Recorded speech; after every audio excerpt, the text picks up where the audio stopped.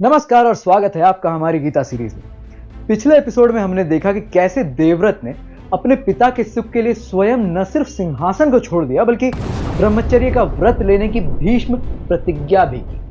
अगर आपको याद हो तो हम देवव्रत, शांतनु, सत्यवती और उनके पुत्रों चित्रांगद और विचित्रवीर्य को महल के अंदर छोड़ आए थे। महल के अंदर भले ही खुशियां हो, बाहर जनता में आक्रोश था कि अब देवव्रत सिंहासन पर नहीं बैठेंगे और वह शांतनु को इसका उत्तरदायी समझ रहे थे।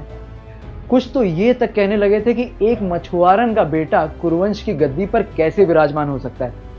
देवव्रत ने सभी को भरोसा दिलाया कि उन्होंने ये प्रतिज्ञा स्वेच्छा से ली है और उसमें उनके पिता का कोई दोष नहीं है। इस पर प्रधानमंत्री ने प्रश्न किया कि अगर भावी राजा राज्य चलाने में सक्षम नहीं रहे तो क्या होगा, और इस पर भीष्म पुनः अपना दायां हाथ आकाश की ओर उठाते हैं और एक और प्रतिज्ञा ले लेते हैं। वो प्रण लेते हैं कि उनकी निष्ठा सदा कुरु सिंहासन के प्रति रहेगी। वह कुरु सिंहासन पर बैठे व्यक्ति को अपने पिता के समान ही मानेंगे और उन आदेशों का पालन करेंगे। साथ ही साथ वह राजा का मार्गदर्शक भी बनेंगे। यही कारण है कि उन्होंने युद्ध में कौरवों का साथ दिया, जबकि वो भली भांति जानते थे कि वह धर्म का साथ नहीं दे रहे हैं। उनके इस प्रण ने उन्हें बांध रखा था। शांतनु की मृत्यु के बाद चित्रांगद गद्दी पर बैठता है और वह पराक्रमी भी है, पर उसमें एक खोट है। वह घमंडी है और न ही वह किसी का सम्मान करता है। भीष्म ने उसे चेताने का प्रयास भी किया, परंतु विनाश काले विपरीत बुद्धि। वह इन अच्छी बातों को एक कान से सुन दूसरे से निकाल देता। ऐसे में एक घटना घटी। गंधर्वों के राजा का भी नाम चित्रांगद था और उन्हें लगा कि एक ही नाम के दो राजा कैसे हो सकते। इनमें से सिर्फ एक ही राजा बना रह सकता है। इसलिए वह हमारे चित्रांगद को द्वंद्व युद्ध के लिए ललकारते हैं कि फैसला हो जाए कि कौन सा चित्रांगद राजा बने रहने के योग्य है। घमंडी चित्रांगद मान जाता है और द्वंद्व युद्ध हार जाता है। गंधर्वराज चित्रांगद के कारण कुरु सिंहासन वापस खाली हो जाता है। चित्रांगद की मृत्यु के पश्चात विचित्रवीर्य सिंहासन पर बैठता है। सत्यवती को यह चिंता सताने लगती है कि विचित्रवीर्य को कुछ हुआ तो कुरुवंश समाप्त हो जाएगा। इसलिए वह भीष्म को आदेश देती है कि वह काशी नरेश के स्वयंवर में जाकर उनकी तीनों बेटियों को ले आए ताकि विचित्रवीर्य का विवाह हो सके। ऐसा इसलिए भी था क्योंकि विचित्रवीर्य का स्वास्थ्य कुछ ठीक नहीं रहता था और न ही वह अपने बड़े भाई की तरफ पराक्रमी था कि खुद ही स्वयंवर में राजकुमारियों को जीत सके। इसलिए बीच स्वयंवर से ही भीष्म सभी राजाओं और राजकुमारों को ललकारते हुए काशी की तीनों राजकुमारियों का अपहरण कर लेते हैं, जिनके नाम हैं अंबा, अंबिका और अंबालिका।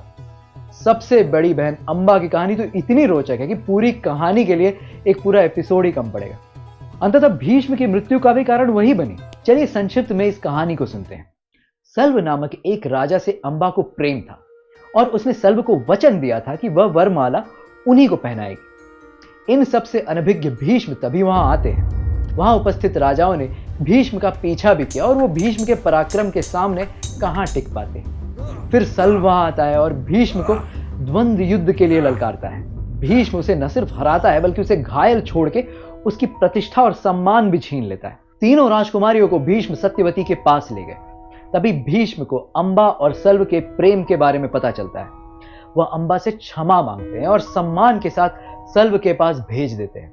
परंतु जब अंबा वहां पहुंचती है तो सल्व उसे स्वीकार करने से मना कर देता है और कहता है कि भीष्म ने क्षत्रिय धर्म के अनुसार उसे स्वयंवर में जीत लिया है और सल्व हार चुका है। अब वह अंबा से विवाह कर ही नहीं सकता। अंबा याचनाएं करती है पर सल्व नहीं मानता। अंबा अब कहां जाए? वह हस्तिनापुर आती है, परंतु भीष्म कहता है कि वह अपनी प्रतिज्ञा के कारण उससे विवाह नहीं कर सकता।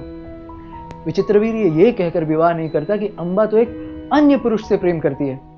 अंबा के क्रोध की अब कोई सीमा नहीं थी और वह वन चली जाती है तपस्या करने। अब उसका एक ही मकसद रह जाता है, भीष्म का विनाश।